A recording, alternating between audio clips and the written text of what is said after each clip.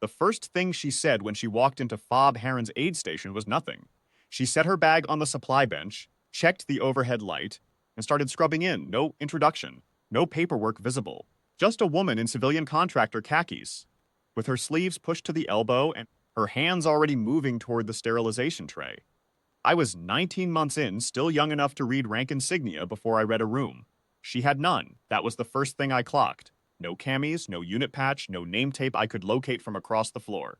Just the khakis, a worn trauma bag, and the kind of quiet that made you think she'd been in louder places. Captain Reyes came in 20 minutes later. He read the room faster than I had, and he read it differently. Who authorized a contractor on my surgical floor? She didn't turn around. Colonel Vance. I can give you his direct line. I don't need his line. I need you off my floor. He said it the way men say things they've said before, evenly, without cruelty. The way you'd tell a mail clerk they'd wandered into the wrong building. This is a combat surgical unit, not a civilian volunteer rotation. She turned then, not fast. She dried her hands on the sterile cloth with the same deliberate economy she'd used on everything else. Captain, she said, I have 2 critical cases flagged on your board and a 3rd presenting in the next hour. I'll step back when you have 3 surgeons free to cover them. He had 2. One was already elbow deep in a chest case. He knew the math. He made a sound that wasn't agreement, walked to the board, and spent a long moment studying it with his back to her.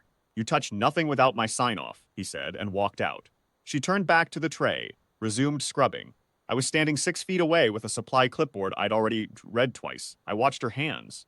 They were steady in a way that had no performance in it. They were just steady. Like the hands of someone who had done hard things for long enough that the hands had stopped receiving the news.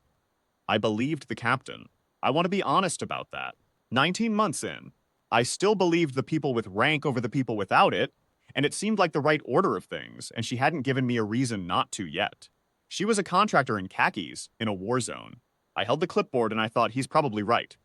The mortars hit at Fort 37. The first round landed 30 meters north, close enough to knock the overhead light from its housing and bring a section of the eastern wall down in a long, tearing collapse. The second came 9 seconds later and hit the generator housing directly. The station went dark. I was on the floor with my hands over my head before I had a thought about it. Training. When I came up, dust was still moving through the air in slow curtains and someone was shouting my name from the far end of the room. Doctor Harmon, the senior surgeon, was pinned under a collapsed shelf rack, conscious, not critical, but his right hand was wrong in a way I clocked and then looked away from. Lieutenant Price, the second surgeon, had taken shrapnel across the left shoulder and was sitting against the south wall, pressing gauze against it with his good hand. 3 cases on the table, one in the middle of chest surgery. No surgeons. She was already at the table. I don't know exactly what she said. The ringing in my ears had turned everything to low static, and I was still operating mostly on reflex. But I know she looked at me across the dark room, and she pointed at the emergency lamp on the west hook and said something short. And I understood it. And I got the lamp. I held it over the table for 4 hours. I have been asked to describe those 4 hours, and I have said the same thing each time. I was not qualified to understand what I was watching. I know what I saw. I saw hands that did not pause, did not rush, did not search the room for reassurance or permission. I saw someone work through a chest case, close it correctly, move immediately to the second table, without pausing to breathe differently. I saw her talk to Price without stopping her hands, telling him what she needed from the supply bench, and I saw Price get up, shoulder wound and all, and get it for her, because something in the way she spoke made you move. The third case came in at hour 2. Blast injury, lower abdomen. It was the captain's XO, Staff Sergeant Darrow, 26 years old. I won't describe that surgery. I will say that Darrow was live at hour 4 when she stepped back from the table and stripped her gloves, and that he is alive now, and that she is the reason. She sat on the supply bench for 7 minutes. I know the time because I was watching. She sat with her elbows on her knees and her eyes on the middle distance, and she breathed. That was all. She was not crying. She was not shaking. She was simply present in a way that asked nothing from the room. Then she got up and checked her patients. Captain Reyes found her at 0611 the next morning. His arm was in a sling, fragment from the second round, which I hadn't known. He'd been treated at the secondary station 200 meters east. He walked into Heron's aid station in the early gray light, moving carefully the way people move when something hurts, that they're not going to say hurts, and he crossed the floor to where she was writing her post-op notes at the bench. She heard him coming, and she didn't look up. Darrow's stable. she said. Chest case is strong. The others held through the night. He stood behind her for a moment. I know, he said. She kept writing. He reached up with his good arm and removed his cover, and then Captain Reyes, 2 combat tours, 8 years of service, rendered her a full formal salute. He held it. She set her pen down, she stood and she returned it. 4 counts, clean.